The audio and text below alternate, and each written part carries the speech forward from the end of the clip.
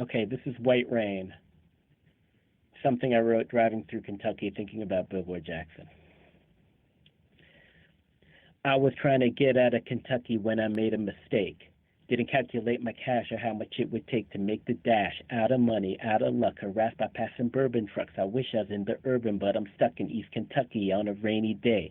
They're wearing gray. Don't turn your back or make 'em see you flinch. Recall what Grandma used to say before they took her house away and chased her off the land to start a clan. Coup and Klux, and they traded in their horses. Now they're driving by in 4X4 trucks with tiki torches on sale at the Walmart. Sing along at the ballpark. Pack a pistol in your office set to use it when the brawl starts. Hashtag Black Death. We keep running out of breath. Now they taxing student loans. It keeps me wondering what's next. Is it caste or class? When they're threatening my poor black ass, I gotta get away and get away fast now. They bring me like the cattle, try to milk me like the cash cow. When it's over, I'm sober, broke, lonely on the corner, assed out, and it's not my obligation educating fools what that's about. Welcome to Most Popular. That was my guest, Dr. Anthony Kwame Harrison, or simply Kwame. I am Adrienne Trier-Bieniek, and as you can guess, today we're talking about hip hop and its connection to people's stories. And I am bursting with pride and happiness to be able to bring this conversation your way. One of my first and my true loves is the relationship between fans and the impact music can have on people. I've published one book in the area of music as a means to heal after experiencing trauma. It was called Sing Us a Song, Piano Woman, Female Fans and the Music of Tori Amos. If you're a Tori Amos fan, I hope that you find the book and you love it because I really wrote it with that in mind.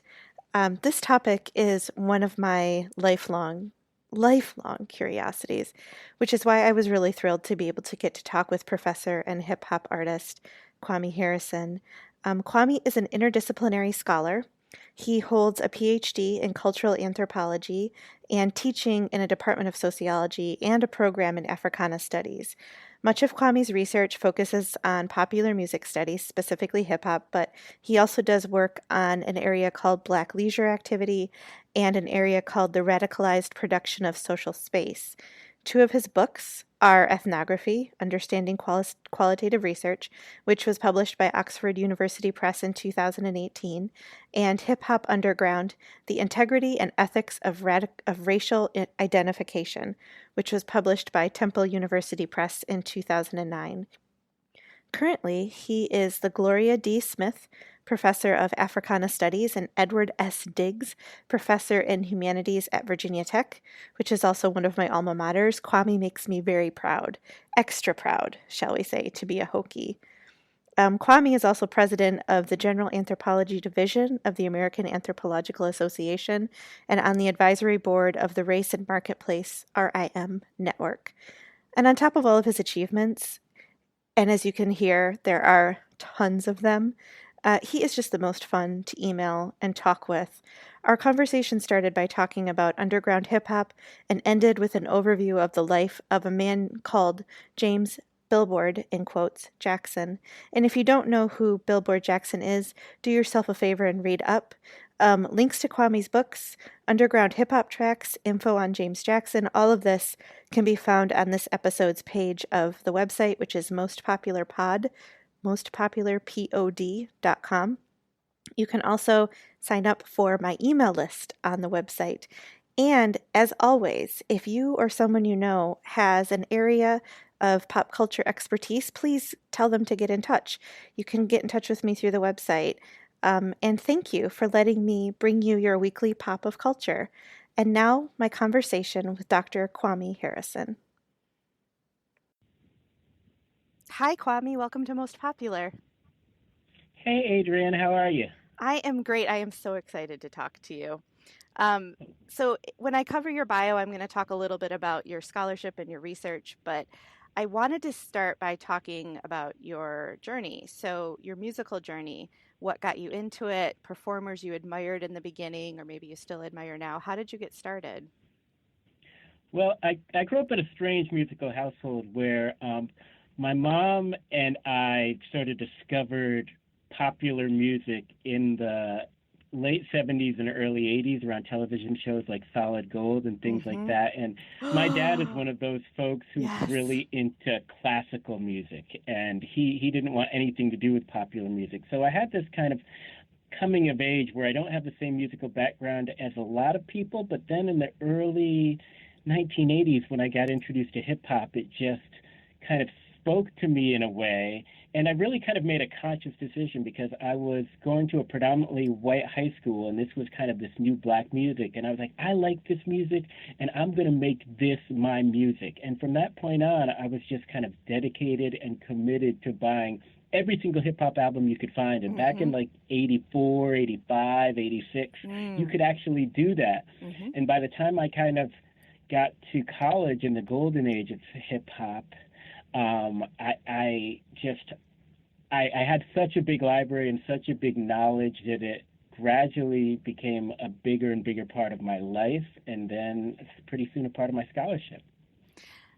One of the most iconic photos in my little family is me lining up my stuffed animals and standing on chairs and replicating the solid gold dancers Ah, as a yes. kid. I feel like people don't even remember Solid Gold, but it was such an important just having being able to watch these performers every week for was it a half hour or an hour? Yeah. I just love it. And when I think about a lot of the first musical performers I liked, although Michael Jackson was never on Solid Gold, and he has to have a big position. I think a lot of the different performers that came on Solid Gold, Kool and the Gang, Mm-hmm. Prince, I just have all these memories of. And Dionne Warwick hosted it for a while, and she Yes. was she was one artist that my dad really liked, and for that reason I took real special notice of her. Yeah, my mom was big into Dionne Warwick. That was a big her and Aretha. Aretha didn't have a last name in my house. It was just Aretha. Ah, 'Cause yeah, of course, as she should. who were you first into? What artist did you first admire? Well, as I said, I think Michael Jackson was a big Mm-hmm. performer, and I even before his videos, I mean, probably off the wall. I just remember sort of staring at the album cover and getting the single. So that was someone that I really liked. And my brother was into the Bee Gees, so I had this early fascination with the Bee Gees. But gradually, once hip hop took over, I just started following more and more hip hop artists, and I really credit this group that a lot of people don't remember called Houdini. And they had a second album called Escape, and on the album they had this great song called 5 Minutes of Funk that started the album. But then the third song was an instrumental of 5 Minutes of Funk.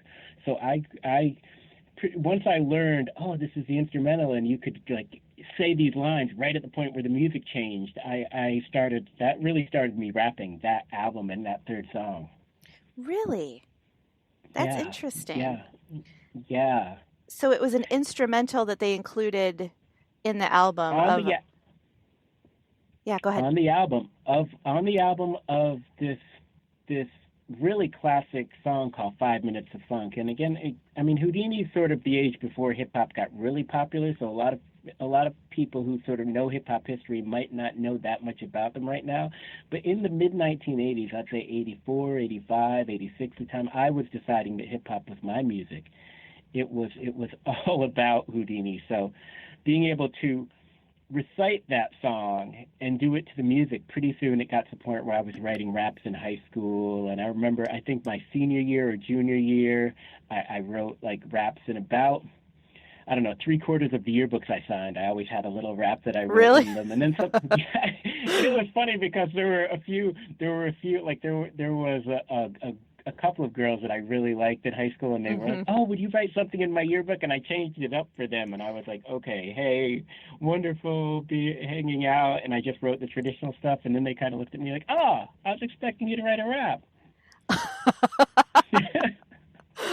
I think that's the first time I've ever heard of somebody doing something like that, and I love it. That's Yeah, wonderful. it was. I would probably be embarrassed by them now, but it was a really great way to capture a moment and something that's obviously stuck with me for my life and career.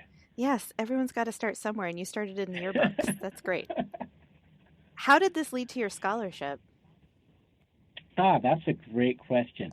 You know, I so I I was in grad school in anthropology, and I was born in West Africa, so I sort of saw anthropology as a way to connect with my West African heritage, and that's a really kind of traditional sense of what anthropology is, and largely that was what I was trying to do and where my goals were. But then there comes a point where I was really trying to outline a dissertation topic and trying to apply for funding. And even though I was really good at classes and everything, I really couldn't figure out what do I want to do for my dissertation. And it was at this moment when I guess this thing called the internet was just becoming popular, and suddenly I realized that, oh, you could access all this different music that's not necessarily mainstream music. I would call it more underground hip-hop music via the internet. So I gave a talk about this, and one of my mentors just said, this is what you need to do your dissertation on.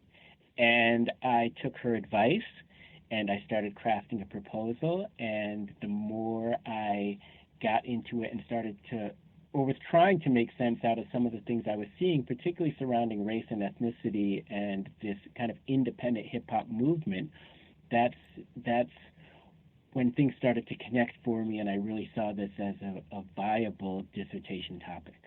So how did you relate, I'd like to talk about the race and ethnicity aspect a little bit. How did you connect race ethnicity with what you were studying? Well, so hip-hop can be defined in all sorts of ways, but a lot of times the most visible figure is the person who's rapping, the MC, the rapper.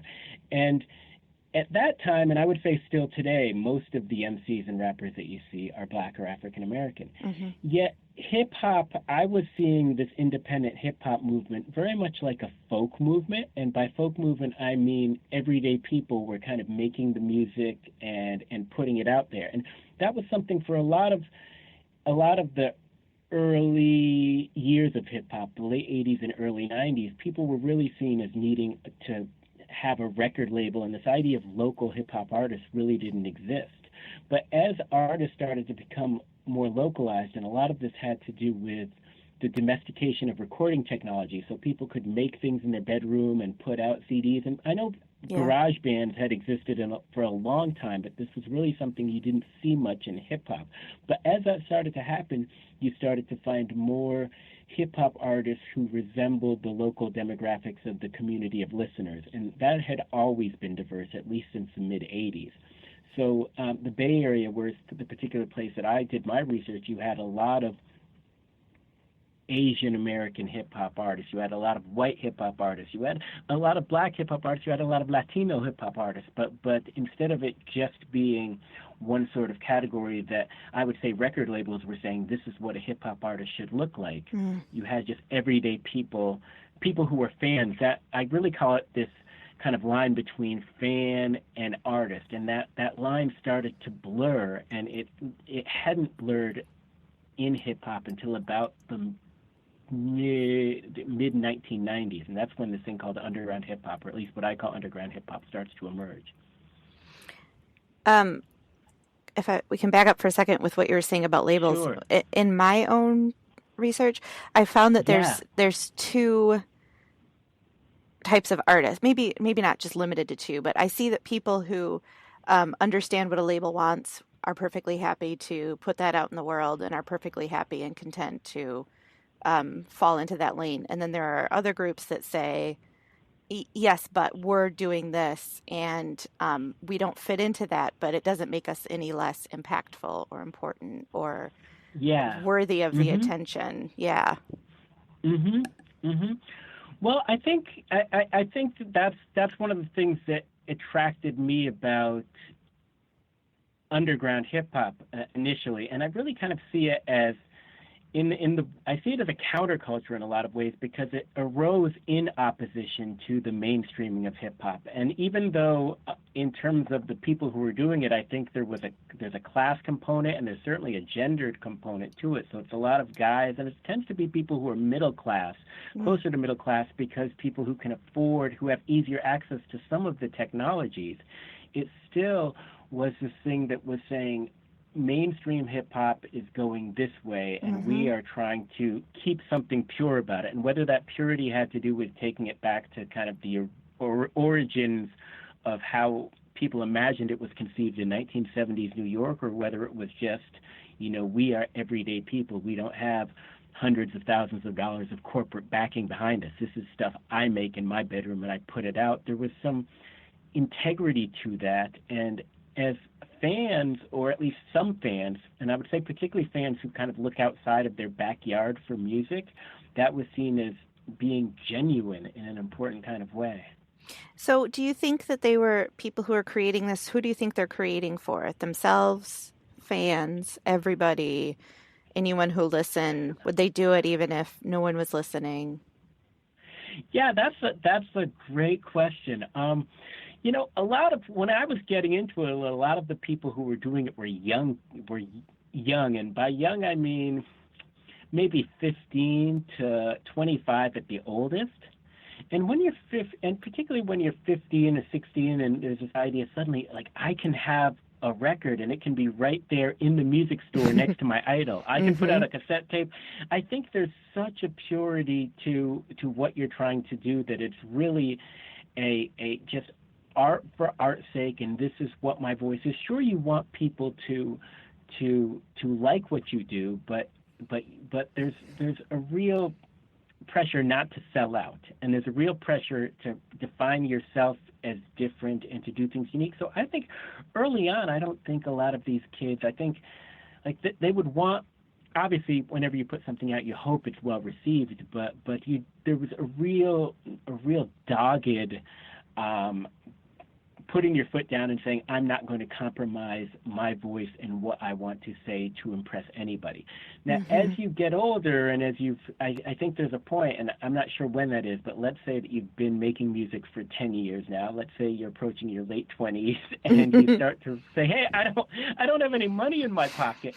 I think Right. that it's fluid, and I think that those kinds of goals can change. But initially, at least, and when I was starting, and with a lot of the people I was doing work around, and these were mostly, I'd say, like college age kids, 17, 18, 19. It was just about the purity of the music, and anybody it speaks to, probably, I'm happy with that. Yeah. Yeah. I feel like you're saying that there's this emotion attached to it, that there's this desire to create is foreground. Does that make sense? Yeah. I think for artists, there is this desire to be a participant Yeah. in the scene, and to be doing something. And for fans, I mean, I can tell my biography, and I've spoken to a lot of people that I don't think my biography is unique.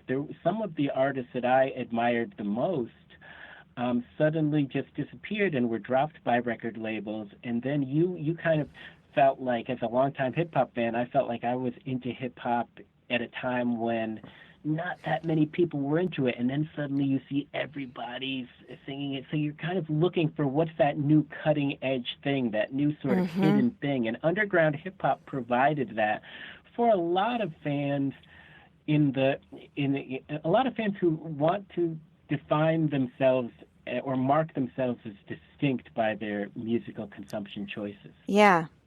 So you're a researcher. You do ethnography and autoethnography. Can you explain a little bit hmm about what those are and how they apply to what you do?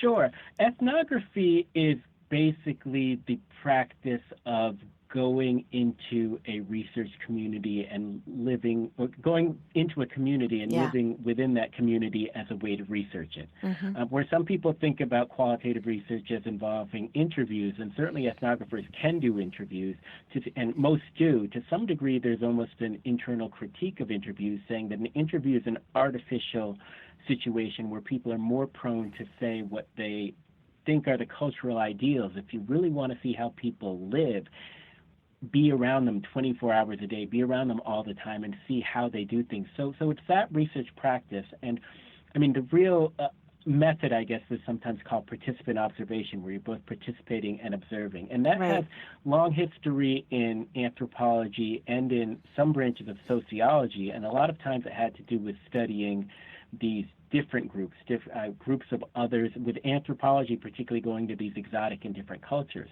But that's sort of grown into a methodology now that's used in a whole lot of places, corporate settings, a bunch of schools, all sorts of places. People are doing ethnography all sorts of places.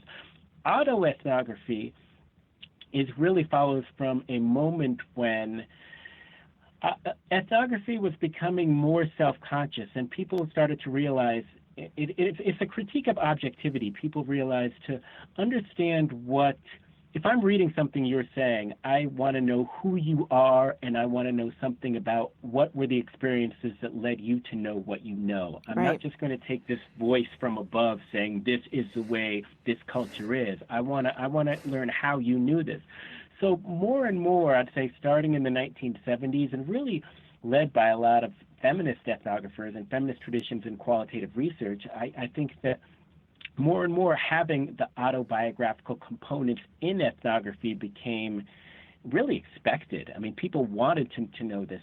And as that grows to a point where this new genre emerges called autoethnography. Now, what's the line between autobiographical components of ethnography and autoethnography? I'm not really sure, but autoethnography centers the experiences of the person and the experiences of the researcher. But I should just say it's not necessarily something where researchers are just talking about themselves and telling their story. It's telling your story or talking about your experiences and perspectives as a way to shed light on something that is cultural. So again, these are trained social science researchers who are really foregrounding their own position. Just to give one example, and here is an example, one of the ways that I knew that race mattered within this multiracial underground hip-hop scene in the Bay Area that I was going to, if you talk to anybody, almost anybody would tell you, oh, it doesn't matter what race you are, it's all, do you have skill as a rapper? Yeah. But for me, I could look at the way people responded to my body and my African-American body and realize the way that doors were opened for me in a way in which if I looked different, if I had a different body, I still could have participated in certain ways, but I doubt my path would have been nearly as smooth. And that tells me, yes, indeed, race does matter. Yeah, that's a good example of the combination of the two, of the ethnographic and autoethnographic. I ask you that because I know we've touched on the underground hip hop scene and the stuff you've done, but I also ask you that because you wrote for an issue of Dysfunction, and you wrote about Billboard Jackson. And when I was reading this, I was thinking of the autoethnographic and ethnographic, but I was also thinking this is kind of the point of doing this type of research, that we want to bring stories up of people whose lives have been, like I was saying earlier, missed or kind of glossed over, and connect it back to either our own experiences or just to tell their stories. I think that's what feminist researchers were probably trying to get at when they brought up autoethnography. So I want to talk about him because I said this to you before we started recording. I'm fascinated with people who are just not there on our radar, and who yet have had extraordinary lives. So could you talk about who he was, James Jackson or Billboard Jackson, who he was and what he did? Sure. I was introduced to James Jackson on a project on hip hop that I was doing with a former student, and it was really about Billboard magazine's history in writing about hip hop. And as a component of this article, we did Billboard magazine's history with race, and suddenly this figure appeared who wrote for Billboard magazine in the 1920s. And this is really notable because it's so early. It's long before something even called Race Records appears. And really, historians of the 1920s will know this is a really racially tense period in American history. The KKK was on the rise. We just had what's known as Red Summer of 1919, which was a summer in which there were a whole lot of race riots all over the country. And so at this time, Billboard magazine makes an unprecedented move to hire this person. And so Billboard Jackson, or James Jackson, James Billboard Jackson, he's a man who had a big history in musical entertainment, and he was really known to know a lot of people throughout New York City and throughout what was emerging as a Harlem Renaissance. And for that reason, the fact he was so well connected at that time, Billboard said, this is the right person. We need to write about black music. Now, one of the things he was doing for black music was, if you, a lot of people know Billboard because of the charts, but Billboard is really a trade magazine. So a lot of my first experience reading the actual magazine, not just the charts, was after I started working in a record store. So it's really for people in the trade. And one of the things Billboard Jackson was doing was he did a number of important things for black entertainers, but one thing he did was he provided lists of places where traveling musicians could stay, because if you were black traveling throughout America, but particularly the Jim Crow South, you couldn't count on just going to any hotel and spending the night or being able to eat anywhere. So he was doing all these sorts of things. So to make a long story short, although he had many career trajectories, one of the things I discovered after about 3 or 4 years of researching him was that he was also an instrumental part of this thing called the Green Book of Negro Motorists, which many people may have heard about surrounding the movie that came out, I believe, last year called The Green Book. But between 1935 and the 1960s, there was this book that existed for black travelers, black automobile travelers. And although it's credited to a man called Victor Green, and that's why it's named The Green Book, the book was also green, but that's why it was named, Billboard Jackson was working closely with Victor Green, and Billboard Jackson was working for Esso Standard Oil at the time, which was the main service station through which the book was distributed. So you find this figure who's connected to black music, who's connected to big corporations in Esso Standard Oil, which became Exxon, and also had a role in the U.S.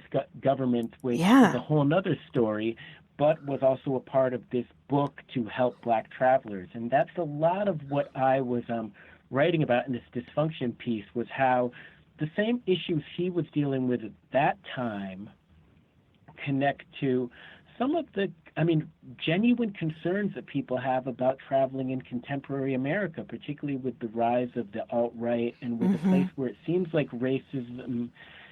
old-fashioned racism is getting fashionable again. So certainly not everywhere in the country, but there are places in this country where if you look like me, you're traveling through, you travel with some trepidation. So part of what I was trying to capture in this dysfunction piece was, one, just sharing some of Billboard Jackson's story, and there's more to say about that, but also saying how he continues to have relevance, even I'd say a re-emerging relevance in the last, since 2016, I would say, but really with a rise of racism. So that's a lot of what that piece is about. Why is it important to tell his story? Why do you think? Well, there are a number of reasons. One, I've kind of glossed over some of the significant things he did, but if he worked closely with Herbert Hoover. If you look at the profile he had at the time, it's actually shocking that so few people have ever heard anything about him, and most people I encounter haven't heard anything about him, and I didn't know anything until I sort of discovered him. So one is just there are several important figures, but he seems like a real key figure in history, and I would say in African American history, but whatever marginalized group that we don't share and tell their stories. And I think it's important to recognize what he did and the real pioneer of racial integration that he was. I also feel somewhere, and this is just my own kind of thoughts, that there is an untold story about the connections between big business, maybe even automobility in terms of automobiles, the federal government, and black music, because he's someone who had real strong footholds in all of these places. Yeah, I wonder, is there some reason why we are not hearing more of his story? And is he somehow like, I have this dream that he's the key, and somehow around Billboard Jackson some conspiracy or some connection all comes together. I'm really not sure. But finally, I would just say I characterize him as a pioneer of racial integration. And although we think about racial integration as something in the past, we still live in a society where a lot of spaces are segregated, and where a lot of times people move into different racialized zones and geographies and spaces as pioneers. And I think that there's something to be learned from his story that can help us as individuals and as a society to move through this ground that we're still very much in the middle of. For me, I think it's always telling the stories that get told versus the ones that don't. That's a lot of use Yeah. of the word telling, but you get what I'm saying. Um, it's very clear, what is privileged Hmm. and what isn't. And so when we find people like him, um, there's this for me. There's always this why is this not being told? And we know why. I mean, it's obvious. Um, Hmm. but I do think it's an interesting question whose lives rise to the top, who's who is acknowledged, and where are we placing privilege in all of that? That's that's that's so true. If someone I actually knew someone at the University of Texas where they have the Exxon archive, and they heard me going on about Billboard Jackson. They just put me in touch with that archive. They're like, here's where you'll find information about him. Wow. And I contacted the head archivist, and he emailed me back saying, yes, I know who Billboard Jackson is. I don't know if you have a file, or I'll check and get back to you. And so the lead archivist at the University of Texas, their Exxon Archives, contacted me after a week and said, we have nothing on Billboard Jackson. So even though Wow. he had heard the name, he definitely knew the person. Once I said the name, oh yeah, I've heard of this person. Um, so I mean, whatever records they have, those records weren't important enough to keep. Wow.